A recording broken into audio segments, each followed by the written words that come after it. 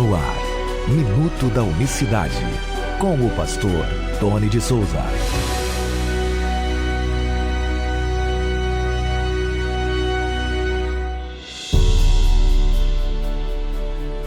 Olá, queridos, graça e paz da parte do nosso grande Deus e Salvador Jesus Cristo. Muito bom dia, ótima segunda-feira para você, 26 de fevereiro de 2024. Até aqui nos ajudou o Senhor.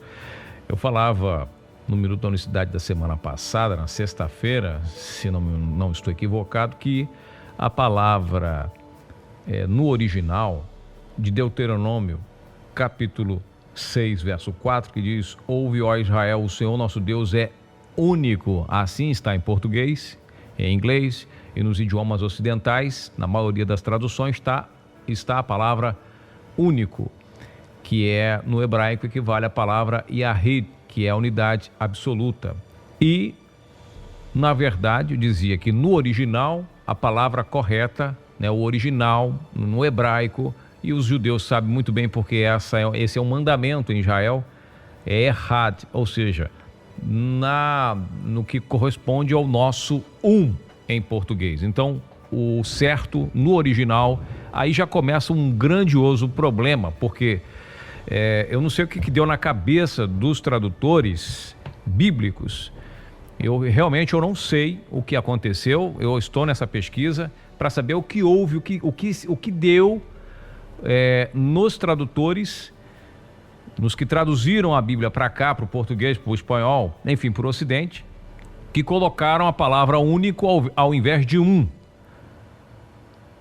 E isso parece ser simples, ou parece ser até melhor estar único do que estar quando na verdade perde-se, primeiro, adultera-se.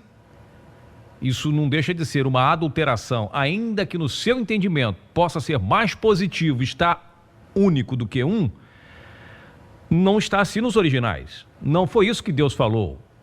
A Shema Israel não é assim. Então isso é uma adulteração, isso é uma aberração da tradução para o nosso, vamos botar aqui o nosso português, porque está único em português e em espanhol. Nós temos um grandioso problema. E os judeus que conhecem a Torá a fundo, que conhecem a Shema a fundo, que a Shema é mandamento, é o maior mandamento em Israel, disso confirmou o próprio Senhor Jesus Cristo quando esteve pessoalmente aqui e foi questionado justamente sobre a Shema. Basta você ler lá em Marcos capítulo 12, ele cita a Shema, mas até as palavras do Cristo em Marcos 12, a partir do 28, também foram mexidas e adulteradas, infelizmente. Você vê que coisas simples, que aparentemente inofensivas, e para alguns é até melhor estar único do que estar Eu já vou explicar que não está melhor assim. A palavra hebraica, eu já disse isso em várias oportunidades, ou seja, errar, significa uma unidade composta. E segundo os trinitários, segundo os estudiosos, e portanto não excluiria o conceito cristão de uma trindade de pessoas dentro daquela unidade. Porém, a palavra hebraica que expressa a unidade absoluta é Yahid. Então, num debate, uma certa feita, um teólogo disse para mim: olha, se Deus fosse não fosse uma trindade ali, estaria Yahid, que é a unidade absoluta. Bom, absoluta. E essa pergunta é interessante porque algumas pessoas ficam confusas com esse dilema. É só você imaginar, a salvação vem dos judeus, o culto, a forma de cultuar, o Deus eterno, tudo vem dos judeus. Ele que tem o seu monoteísmo perfeito, intacto, ao descobrir, vamos botar aqui na mente de um judeu, que o ouve Israel, o Senhor nosso Deus é em hebraico errado, é usado para provar a trindade, então eles ficam surpresos com essa questão. Eles não vão aceitar como não aceitaram trindade, eles nunca falaram em trindade. Os trinitários usam a palavra errad, no final lá do Deuteronômio 6,4, que significa absoluto, mas ao contrário pode ser apenas significar uma unidade composta, e citam vários textos. Por exemplo, aquele lá em Números, que eles encontraram um cacho de uva lá de Escol, né? Quer dizer, usou a palavra errado, um cacho, mas tem várias, né, uvas ali dentro.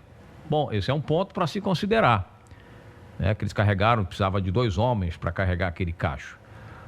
O segundo, houve noite e manhã e do dia seguinte, ou seja, um dia. Houve noite e manhã, um dia. Lá em Gênesis capítulo 1, verso 5.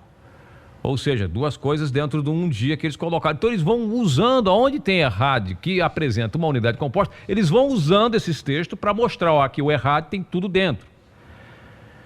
Embora esta prova seja falha para aqueles que não têm um mínimo de conhecimento do idioma hebraico, este argumento pode ser bem integrante, ou seja, para quem, né, não tem muito entendimento, é uma situação para analisar. A palavra errad em hebraico funciona exatamente, digo eu, da mesma maneira que a palavra em português.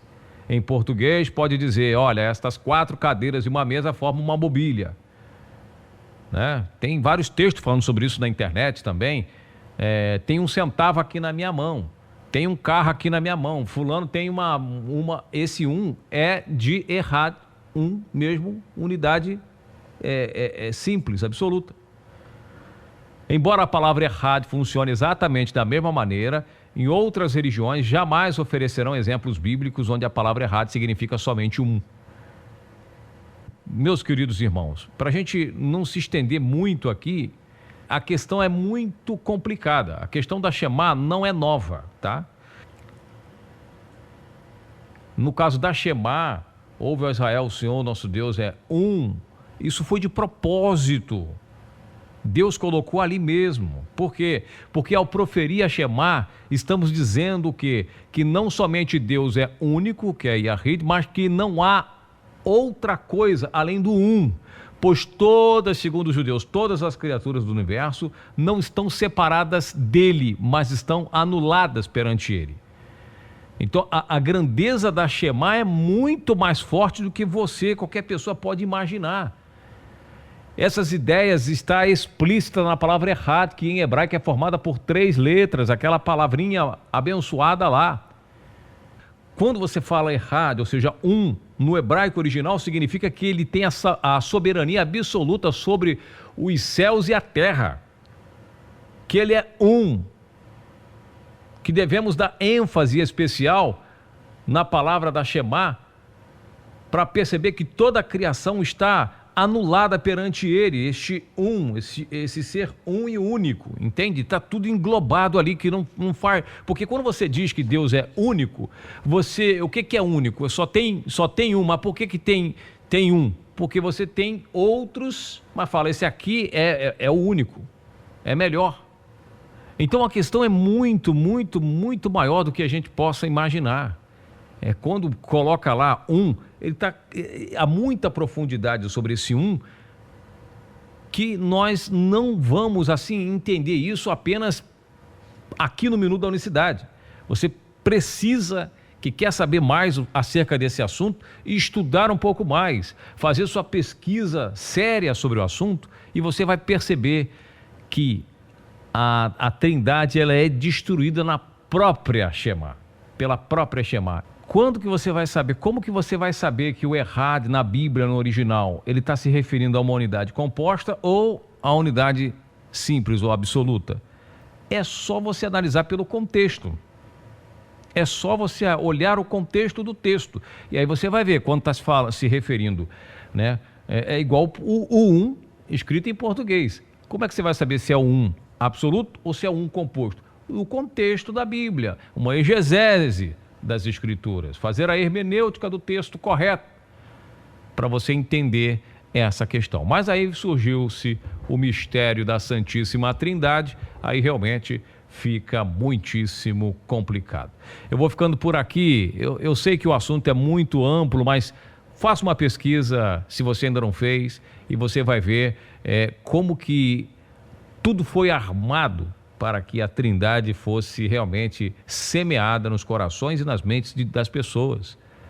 E aí você vai perceber essa terrível, né, definição teológica que não, volto a dizer aqui mais uma vez, a Trindade não foi um erro teológico, não foi um descuido dos primórdios. Não. Foi algo bem estruturado, arquitetado, espiritualmente solidificado para enganar a muitos e conduzi-los ao erro. Mas Deus sempre tem levantado vozes para poder mostrar a verdade, que o Adonai é Had, absoluto, mas não é um composto, porque não tem outro nem antes e nem depois, como diz Isaías 43:10, cuidado, olha, não tem antes nem depois, mas botaram um antes e botaram um depois dentro do Errad. Só a graça de Deus, um abraço, até amanhã. Minuto da Unicidade.